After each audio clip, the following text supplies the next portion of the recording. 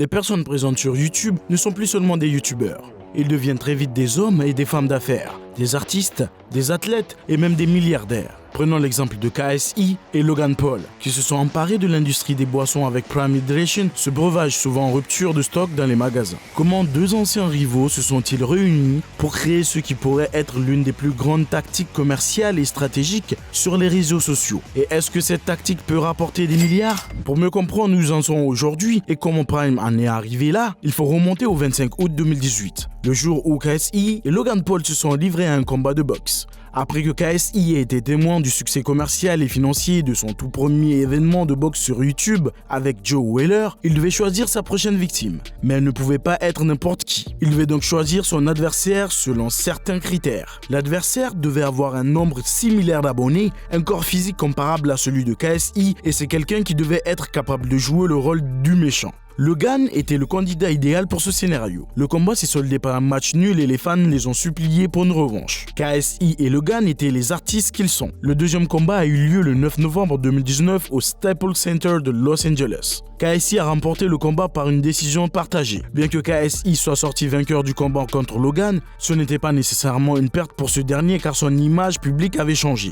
Il n'était plus ce gamin américain incroyablement ennuyeux et stupide. Il a pleinement travaillé sur lui-même et est devenu un homme à travers les combats. Après la victoire de KSI, nous avons très peu vu le duo jusqu'au 29 décembre 2021. 2 ans après le deuxième combat de boxe, KSI avait tweeté que lui et Logan Paul avaient une annonce à faire. Les fans s'attendaient à un troisième combat. Considérant qu'ils s'étaient déjà battus 2 fois, les fans étaient assez furieux après l'annonce et KSI et Logan Paul naviguaient tous deux en eau trouble. Car aucun youtubeur n'avait jamais créé un produit dans la niche de l'industrie des boissons. Et on pouvait s'attendre à ce que ce soit un échec total, n'est-ce pas? Faux. En l'espace de 14 mois, les stocks de Prime étaient épuisés dans les magasins aux États-Unis, au Royaume-Uni et même en Islande. La marque s'est associée à Arsenal et elle a vu émerger un marché noir avec des bouteilles de Prime vendues pour 10 fois plus que leur prix au détail. Il est toujours impossible de s'en procurer. Alors que se passe-t-il? Pourquoi y a-t-il une pénurie alors que toutes les personnes impliquées dans la marque affirment qu'elles en fournissent suffisamment? Au Royaume-Uni, le prix moyen du Prime sur le marché noir semble se situer entre 5 et 15 livres. En raison de sa popularité, certaines personnes ont affirmé sur internet que le personnel du magasin était peut-être celui qui prenait le stock et le revendait lui-même pour gagner de l'argent. L'affaire est devenue tellement folle qu'il y a même un compte Twitter appelé Prime Tracker qui a été créé pour aider les fans à trouver les adresses où les bouteilles étaient disponibles au Royaume-Uni. Je pense que ces scènes qui montrent des enfants se battre pour des bouteilles de Prime sont un véritable exemple de l'influence de KSI et de Logan. Il ne fait donc aucun doute que Prime est déjà devenu une vraie menace pour les sociétés reconnues de boissons énergétiques. Mais KSI et Logan Paul vont-ils se contenter d'écouler leur stock ou vont-ils rester sur ce marché de plusieurs milliards de dollars pour y concurrencer? La santé et la forme physique occupent une place de plus en plus importante dans la vie des gens, ce qui a entraîné l'émergence d'un marché mondial de boissons énergétiques qui représente aujourd'hui plus de 25 milliards d'euros et devra passer à 33,5 milliards d'euros d'ici 2028. KSI et Logan Paul visent un public plus jeune avec leurs boissons, mais cela pourrait s'avérer être une stratégie intelligente à long terme une fois que les clients auront grandi. À l'heure actuelle, le marché des boissons énergétiques est contrôlé par Coca-Cola et Pepsi, qui détiennent 95% de ce marché. Alors pourquoi KSI et Logan Paul ont-ils pensé qu'ils pouvaient créer une entreprise capable de rivaliser avec les grands, alors qu'ils n'ont aucune expérience dans l'industrie des boissons? Et si je vous disais qu'ils ne l'ont pas fait puisque Prime n'était même pas leur idée au départ? Si vous cherchez Prime Hydration LLC sur internet, vous découvrirez qu'il s'agit d'une société appartenant à Congo Brands. Congo Brands construit des entreprises de consommation en partenariat avec des influenceurs célèbres. Congo Brands fournit les connaissances commerciales et les influenceurs fournissent l'audience. C'est un marché équitable, n'est-ce pas? D'après mes recherches, KSI et Logan détiennent chacun environ 20% de la société, le reste étant détenu par Congo et d'autres investisseurs extérieurs spécialisés dans la vente au détail. L'objectif ultime du Prime est de créer l'un des premiers produits youtubeurs mondiaux fonctionnant à cette échelle. Le plan pour y parvenir est de créer une alternative plus saine et plus savoureuse aux leaders du marché comme Gatorade ou Powerade et par conséquent de faire croître Prime au maximum jusqu'à ce qu'elle soit inévitablement cotée en bourse ou vendue à un concurrent. Tout cela est formidable en théorie, mais Prime est-elle vraiment plus saine et plus savoureuse que les boissons concurrentes? Le goût est toujours une question personnelle et je n'ai moi-même pas goûté Prime. Je ne peux donc pas me prononcer sur cet aspect. Cependant, d'après mes recherches, Prime bat ses concurrents sur le plan de la santé. Chaque bouteille contient 10% d'eau de coco, 0 sucre, des BCAA ou acides aminés ramifiés. des antioxydants, des électrolytes et du zinc pour l'humidité. Tout cela a un coût.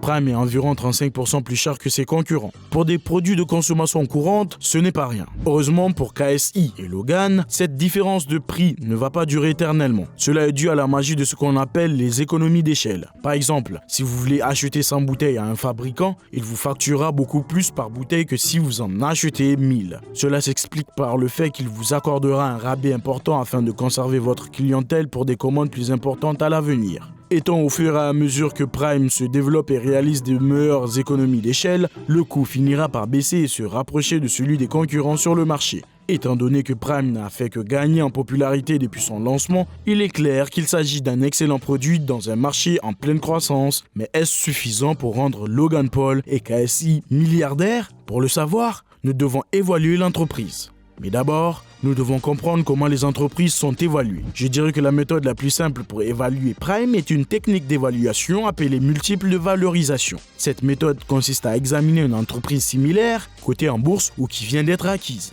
Nous comparons ensuite les bénéfices qu'elle a réalisés par rapport au montant qui a été payé pour l'acquérir, ce qui nous donne un multiple coût-bénéfice. Nous utilisons ensuite ce multiple pour évaluer notre société cible. Heureusement pour nous, il existe une société très similaire à Prime qui vient d'être acquise par Coca-Cola en novembre 2021. Coca-Cola a acheté la participation restante de Body Armor pour 5,6 milliards de dollars afin de faire passer la société sous sa marque. La transaction a valorisé Body Armor à environ 6,59 milliards et, au moment de l'acquisition, Body Armor réalisait environ 1,4 milliard de ventes au détail chaque année et avait un taux de croissance d'environ 50% par an. Cela signifie que, selon la méthode des multiples de valorisation, Body Armor était valorisé à environ 4,7 fois ses revenus annuels. Selon une société d'études de marché américaine, Prime a enregistré environ 37,6 millions de dollars de ventes au détail entre janvier et août 2022, ce qui en fait la 6e plus grande marque dans la catégorie des boissons énergétiques. Sur la période de 4 semaines se terminant le 4 septembre, Prime a vendu 8,3 millions de dollars supplémentaires et a réalisé des profits de 9,5 millions de dollars en septembre, ce qui montre à quel point la société se développe rapidement. À ce rythme, à condition de pouvoir fournir suffisamment de bouteilles, Prime réalisera environ 100 millions de dollars de revenus au cours de sa première année d'activité et, en utilisant notre méthode d'évaluation des multiples, cela valorisera Prime juste en dessous de 500 millions de dollars ou environ 460 millions d'euros après un an. Ils ne sont donc pas encore milliardaires. Mais qu'en est-il des 3 à 5 prochaines années? Eh bien, malgré la croissance fulgurante de Prime, l'entreprise reste minuscule par rapport à ses concurrents, ce qui lui laisse une grande marge de manœuvre pour se développer. Alors que Prime a fait 37,6 millions de ventes, Gatorade a fait un énorme 6,2 milliards. Le principal obstacle qui freine Prime est la production, car il s'agit d'un produit physique qui doit être conçu, fabriqué et expédié dans le monde entier. Cela prend du temps et coûte de l'argent. Nous pouvons déjà voir que Prime se bat sous le poids de la demande. La boisson est constamment en rupture de stock sur leur site web et est indisponible dans les magasins. La demande est clairement là. Il n'y a donc aucune raison pour que Prime ne puisse pas augmenter ses revenus au niveau de Body Armor ou Powerade dans les 3 à 5 prochaines années. Prime pourrait devenir propriétaire de 5 à 10% de l'ensemble de ce marché dans le futur. Avec cette part de marché, Prime devra générer environ 2 milliards de revenus par an. Cela valoriserait l'entreprise à environ 9 milliards et, en supposant qu'ils détiennent chacun 20% de l'entreprise, cela ferait de KSI et Logan Paul les premiers milliardaires de YouTube. C'est sans compter le potentiel de la boisson énergétique Prime qu'ils viennent de lancer, s'attaquant au marché mondial des boissons énergétiques qui représente 80 milliards d'euros, mais nous y reviendrons plus tard dans une autre vidéo. De nombreux youtubeurs vendent des choses, mais peu d'entre eux créent un vrai produit et une marque. KSI a déclaré qu'on lui avait offert 10 millions de dollars pour lancer un podcast. Bien qu'elle soit intéressante, il l'a refusé. Je pense que c'est un parfait exemple du changement chez les youtubeurs. Si vous demandiez à n'importe quel youtubeur il y a 5 ans s'il accepterait ces 10 millions de dollars, je suis sûr qu'il le ferait sans hésiter. Mais KSI n'est pas n'importe quel influenceur. Il serait très probablement le premier milliardaire autodidacte de YouTube.